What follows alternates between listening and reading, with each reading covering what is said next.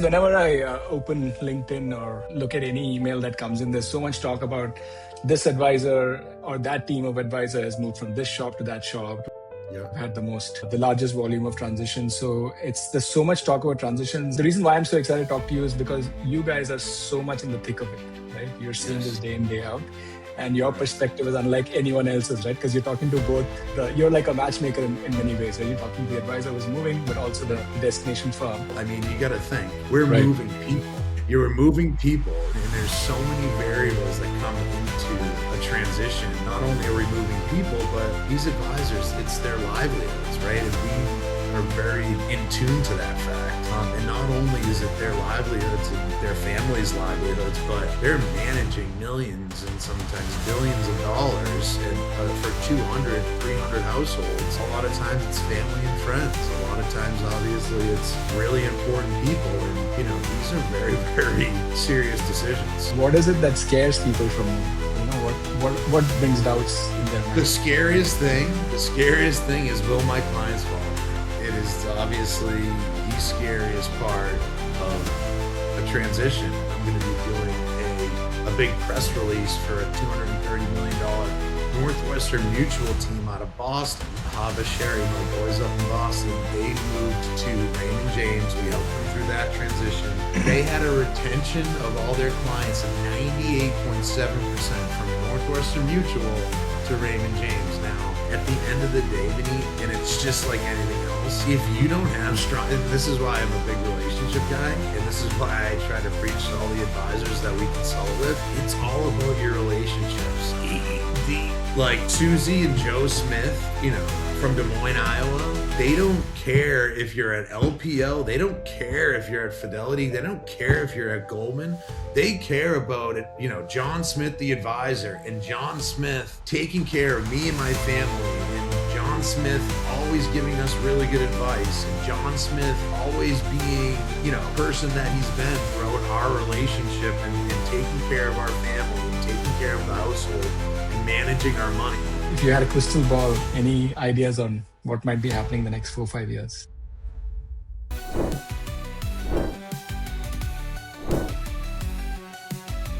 Hey, Robert.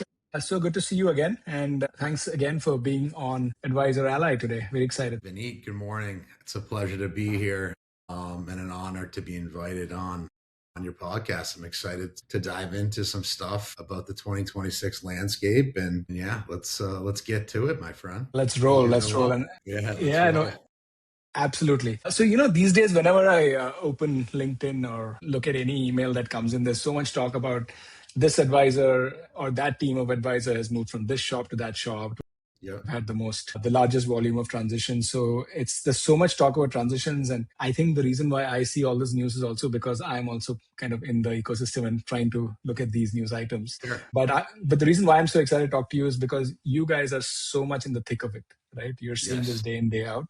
And your perspective is unlike anyone else's, right? Because you're talking to both you're like a matchmaker in many ways, right? You're talking to the advisor who's moving, but also the destination firm. So I've got a lot of questions for you, Robert. But maybe to ease things up, I'll throw you an easy one to begin with. See, firstly, would love to learn a little bit about Winthrop, what you and Taylor have built. Tell us about who you serve and also how you differentiated, right, from the other. So our story is rather interesting.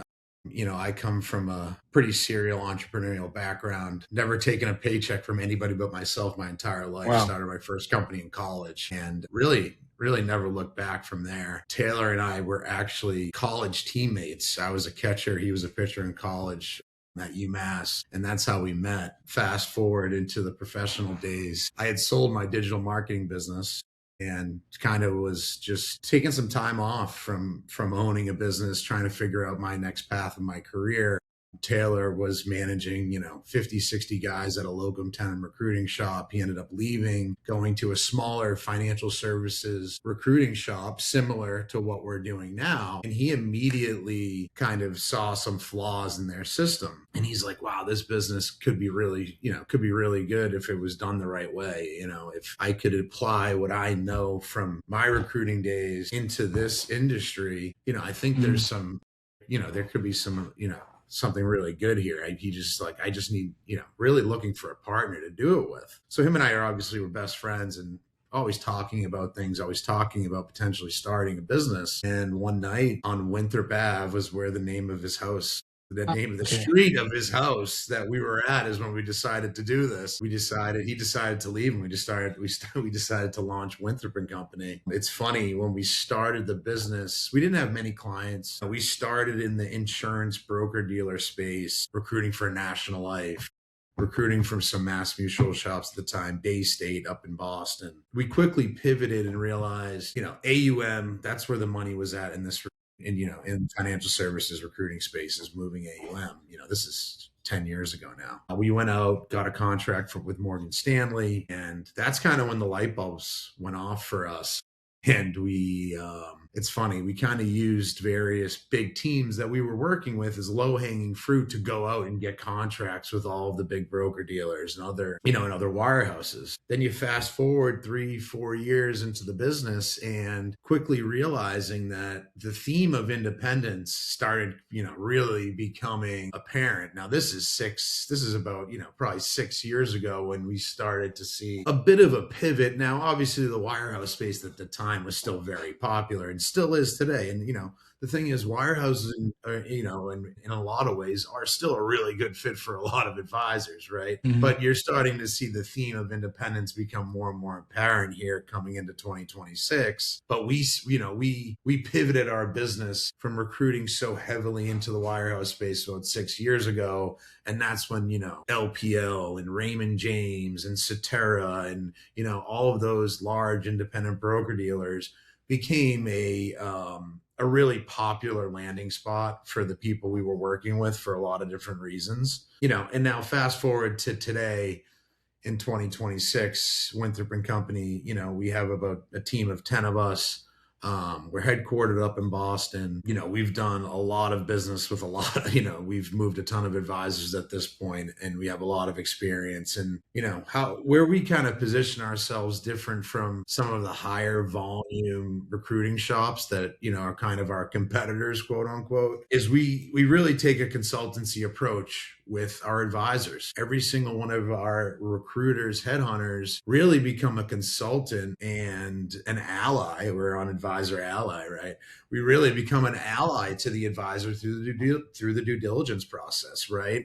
They lean on us pretty heavily throughout the process, but that's our model. That's who we want to be in the ecosystem. We don't want to be one of these high volume shops that, and I'm not going to name names, that just throws a bunch of names in the portal, lets the broker dealer handle it and just prays at the end that, hey, hopefully I can bill, LPL, hopefully they close the deal. Right. A lot of times we are really consultants throughout the entire process. And, from a client side, they love it too, because our main goal is really trying to shorten that buy cycle. I mean, you got to think, we're moving people. You're moving people.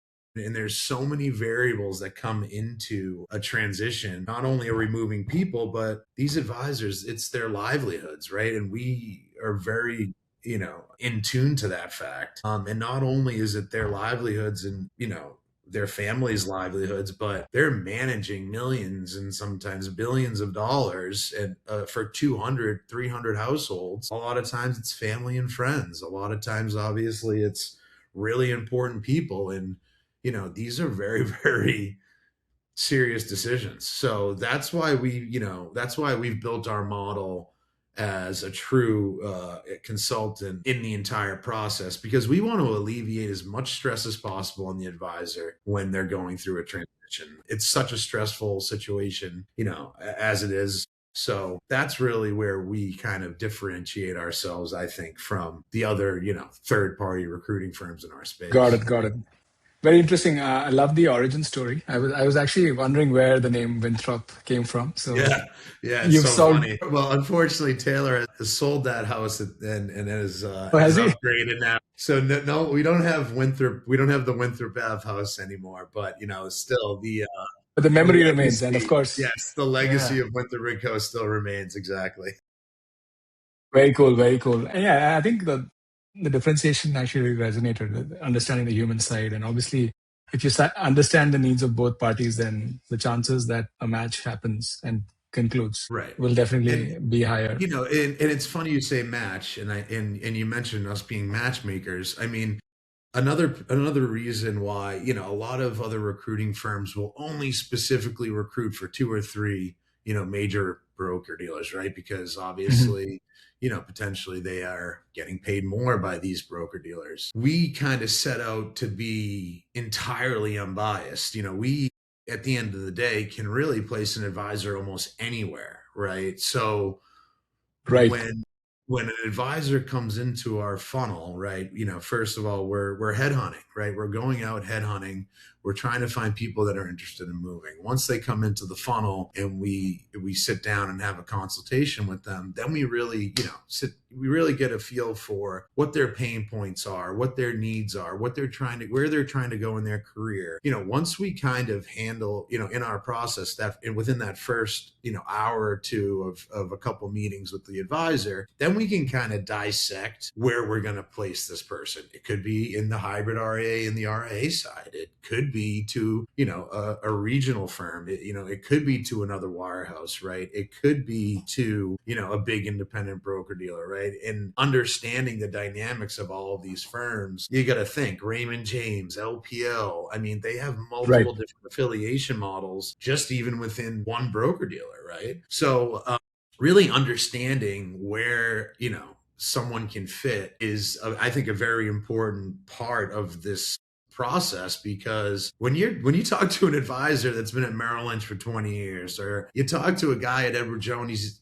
he's been there for 15 years, and that's the only firm he's ever been to. A Right. lot of these advisors are not educated. They're, to be honest, entirely clueless on on these various independent, affiliation models, right? I What mean, opportunities you are could out be a there? W-2 advisor, right? But still independent, and still own your own practice and still have equity in your own book, but be W-2. A lot of different ways to affiliate. And again, that just goes back to having the knowledge, understanding, where we think people will fit best, and full circle. That's how we shorten the buy cycle on the client side, right? And I think we Makes do a I think we would do a really good job You on know, that. in fact, as you speak about this, Robert, it almost seems like, see, a good advisor is someone who sits down with their client and gives them the investments that are the right fit for them. Like as a Right. fiduciary, in many ways, what you're doing for the advisor is also very similar, because you're not bound Sure. by, okay, I'm only hiring for this firm or that firm. So that's very, very Exactly. interesting.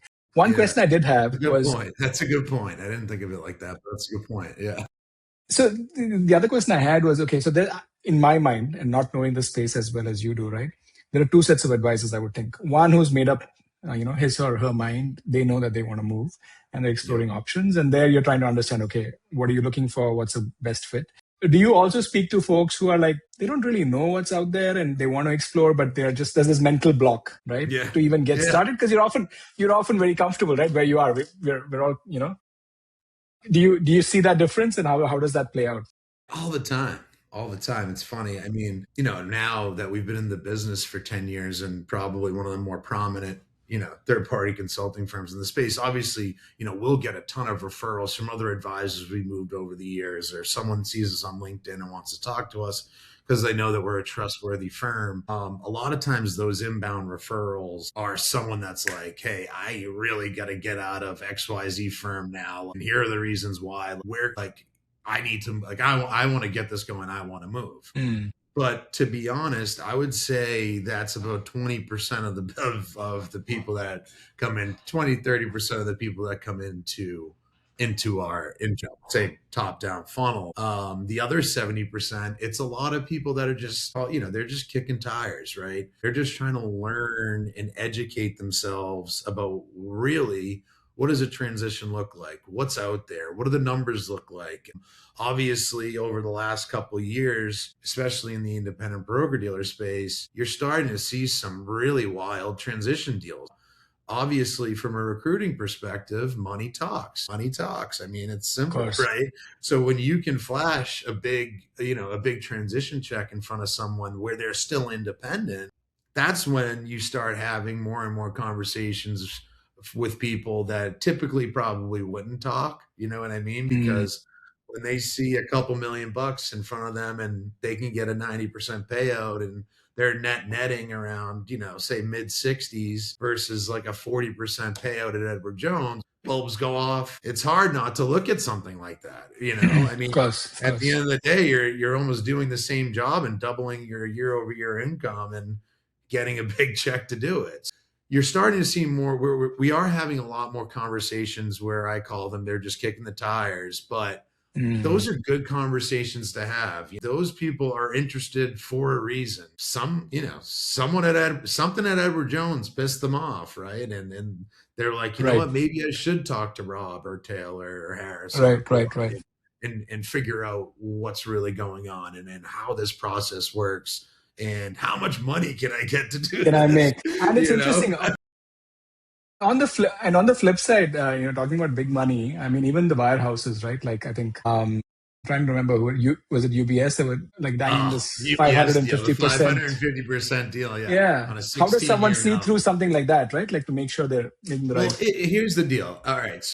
16-year note, 150% deal. Obviously, if you look at, if you're a 2, 3, even $1 million producer, their numbers are eye-opening. But you got to understand how these deals work, how the tax implications work on a deal like that, and how long you're locked up for a deal like that. So if you want to dissect that UBS deal quickly, and 16-year deal, sure, you're locked there for 16 years. If you are like UBS is, now I'm stuck at an international bank. They're going through a lot of international issues as it stands today. Say if you were to leave, and if after year 4, you're prorating 12 years that you have to pay back. So you need to go either have the cash to pay it back to leave, which a lot of times that's tough to hold on to the cash like that. Or you need to hopefully go to a firm that's going to basically buy out the note for you so you can leave. The year-over-year tax implication, depending on how much money you're making, and depending on where you live, is something that you really need to dissect and consider. But again, when you go into a 16-year note and say you're going to outlive that note, you don't own anything. If you're at UBS owns your clients. UBS owns the book of business. Yeah, the money's, that money looks sexy up front. It does. Right. But, if you look at the way the industry is shifting and the power of independence and the power of owning equity in your own business, that to me is really going to be the golden ticket for the advisor when they go look, 10, 15 years in their plan when they want to retire. You got to look at the overall landscape of the business. Why is private equity coming into the financial services space so heavily? Why? You got to think, why is private equity throwing around these insane multiples to independent advisors that are heavily advisory? Why? If you want to take advantage of that, and I think there's going to be a very short window here where advisors can take advantage of this big private equity money paying these big multiples. If you're at a wirehouse, you can't take advantage of that. You don't own anything. Your retirement deal, like I'm working right now with a big, $4 million Merrill team.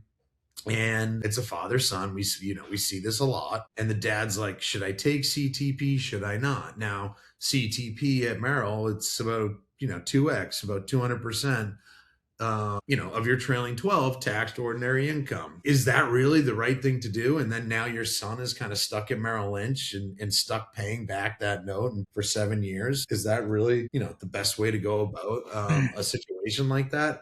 So, there's a lot of, we are always having these conversations and educating advisors on kind of, what to be cautious of when signing a big note, what to be cautious of, looking into what these retirement deals really look like for an advisor coming out of a wirehouse versus, okay, move your book out of so you can get a good transition check and then sunset out. You're going to be there for 3 to 5 years. You're going to probably, your year-over-year income is going to increase because your payout's going to go much higher. Then when you sunset out and you can go get a large multiple on the back end to retire, you own the practice, you can get, you're going to get tax capital gains on the back end of that transaction. So we're having a lot of conversations like that with big wirehouse people, especially, you got to think like the average age of the advisor right now is 55 or something, right? We're in like the late 40s, early Okay. 50s, I mean, so there's going to be a big, wealth transfer, and there's not a lot of successors for all of these older advisors. So we're having more and more conversations like this. And it's funny, a lot of the younger advisors, especially in father-son duos, the sons are sitting there and they're at Merrill Lynch or UBS and they really want to get out. But the dad's like a legacy wirehouse guy and he's like, no, we're staying here. And the kids are always like, Dad, we got to get out of here. So that's, again, we're having a ton of conversations like that. Fascinating. And actually, they're important conversations. Honestly, they really are important conversations because, when the father, kind of maybe a light bulb goes off, he goes, my son really doesn't want to do this. Do I really want to, have him be stuck here for the next 7 to 10 years? So it's interesting. It's an interesting situation to be in. The devil's always in the details, right, Robert? But tell me something. You made a point there, and maybe I heard this wrong. Clearly, for the next 10 years, there's enough advisors who are retiring, just given the average age. But I think you mentioned there's something about the PE window not going to last for too long. Was there? I mean, that's just a guess. That's just a guess. It's one of those things. We can talk about the merchant deal that's coming up here. A huge consortium of about 120 different RIAs across the country.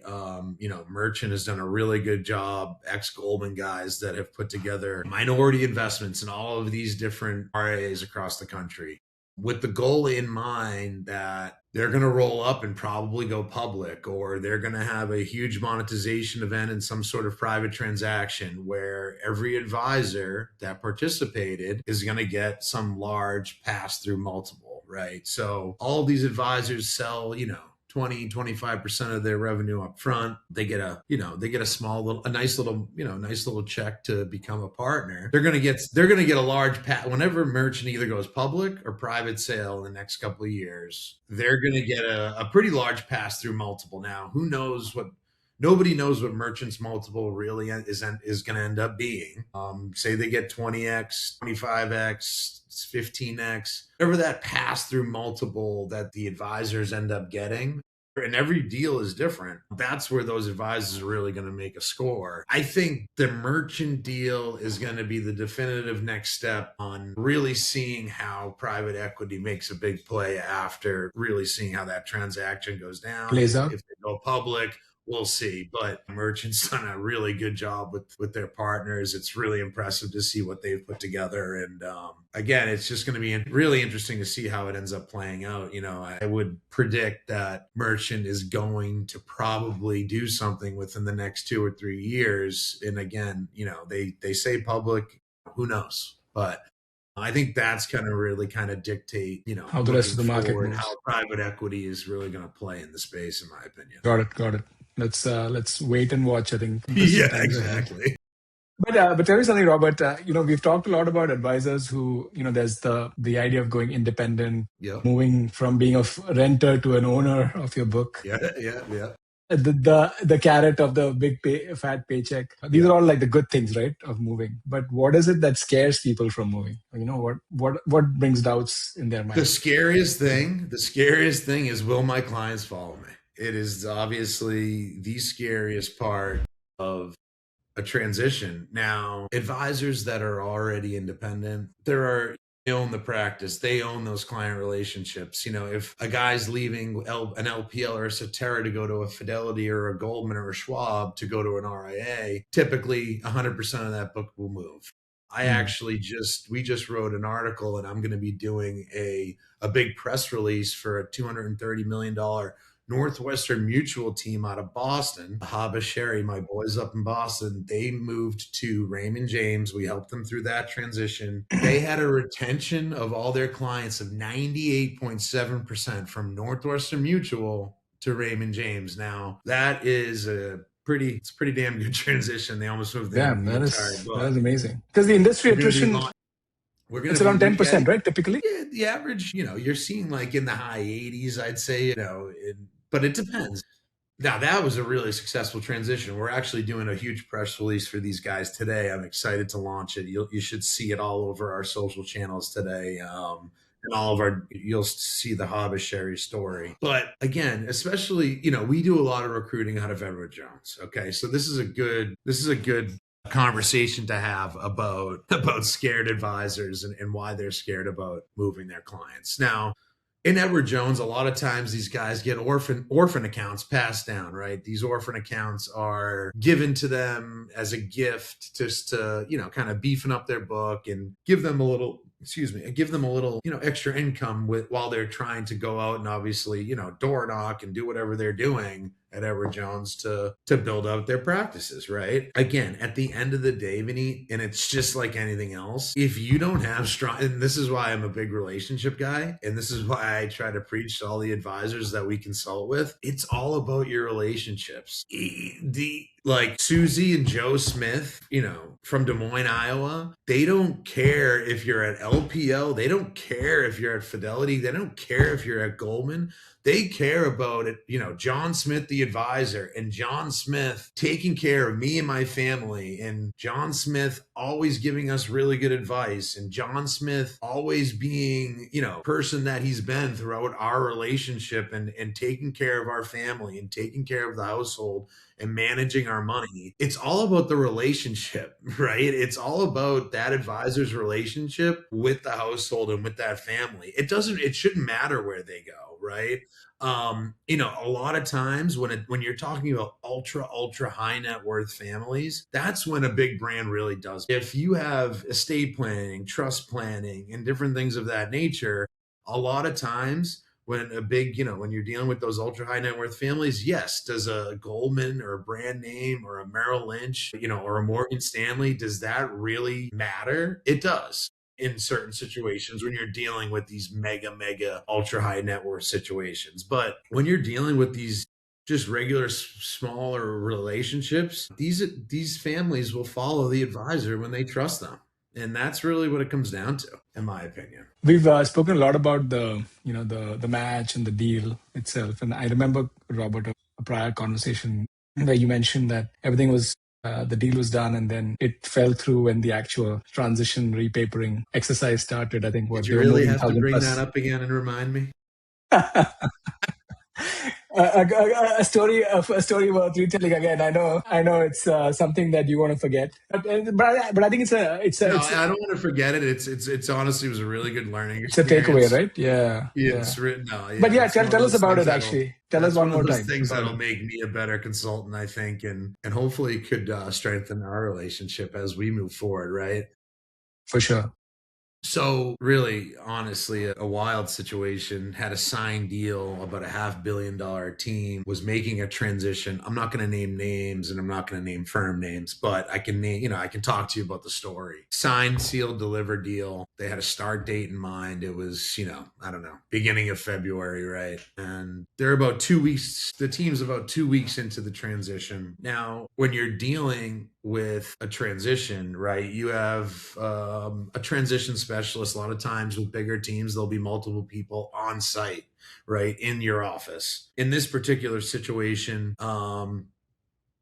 this was a pretty big team. They were managing almost $500 million, like 500 million, but they had a ton of households. There might have been 1,200 households and 3,000 accounts, right? So you can only imagine the uplift of manipulating all of that data that they had on their systems, and they need to manipulate the data into the broker dealer that they were committed to, right? And a lot of times it's just a spreadsheet, and you have all of the different cells in a spreadsheet, and you need to match all of the data, all the account numbers, all of the, you obviously understand this, I know, addresses, what have you. And it was 2-3 weeks into the transition. Their start date might have been a month away, and the owners of the firm kind of just gave this project to the office manager or whatnot, and she was super overwhelmed. I mean, the business was growing really fast as it was, so they're handling their day-to-day business, and on top of that, they're trying to handle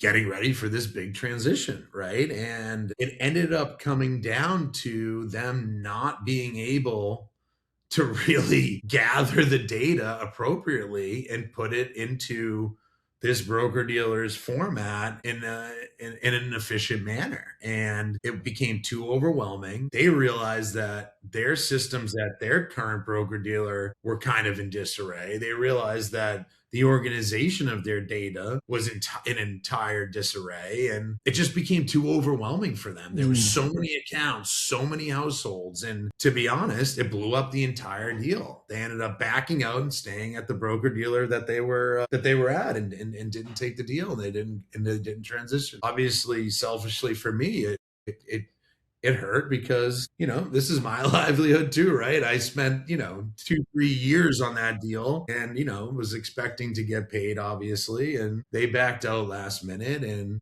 it really comes down to just the data manipulation, Vineet, right? Which again is a perfect example why I'm so attracted to FastTrackr and what you guys are building, because it's a huge issue in this industry. And, you guys are solving a problem that I think, again, is probably the scariest part of the transition, and it's one of the most important parts of the transition, and probably the least talked about, right? Because everyone's talking about the numbers and the money and the tree. Yeah, exactly. Yeah, right. And the operational nightmare behind it. But no, yeah, I think definitely looking forward to solving that, and looking forward to our partnership as well. The story never disappoints, but I'm sure, Robert, that hurt quite a bit when it happened. So we'll make sure that it's a good story, man. It's a good story. I mean, it's one of those things where now I know that there are external solutions, in the market that can help advisors, and we do work with various partners that do help advisors with that type of stuff. And, again, with FastTrackr, I'm excited to see, what you guys can, how you continue to grow in this marketplace, because it's definitely a cog in the wheel that's broken, right? It's a cog in the wheel that's broken. And, it's one of those things that I think stresses the advisors out a lot. It really does. It stresses their teams out a lot. So alleviating stress, again, I mentioned that before. If any way that you can alleviate stress in the middle of a transition process, that's where you're really bringing value to the advisors that are trying to make a move. Yeah, exactly what we're trying to do, Robert. So this has been a fascinating conversation. I think I love the history lesson in the beginning where you talked about what you've seen the last 10 years. If you had a crystal ball, any ideas on what might be happening in the next 4 or 5 years in the industry? Is it largely the same, or crystal ball? I think you're gonna see more and more people, flocking to independence. I think you're gonna see the merchant deal kind of change the whole view of private equity and how it's kind of shaping the RIA space right now. Positively or negatively, I don't know. It's going to be tough to see. Again, I think the merchant deal is going to dictate a lot, like I had mentioned before, on how private equity plays into the financial services space. But if I had a crystal ball, I would say do what you can do to get your assets into some sort of independent structure, build equity in your own business, build equity in yourself. If you own the asset, you can dictate your future. If you let Bank of America or some Swiss bank overseas own your clients and own your business, you do not have any control. They can dictate anything. They can change anything. In the next 5 years, build equity in your own business, in yourself, then you can dictate your future. And I think over the next 5 years, crystal ball, you're going to see why that's important. I love that. That's a great way to close, Robert. I think be the owner, not the renter. That's the takeaway. Be the owner, not the renter. Exactly. All right, my friend, this has been great. Thank you so much for joining us. I really appreciate you having me on. This was fun, man. All right. Speak soon. See you later. Thank you. Bye.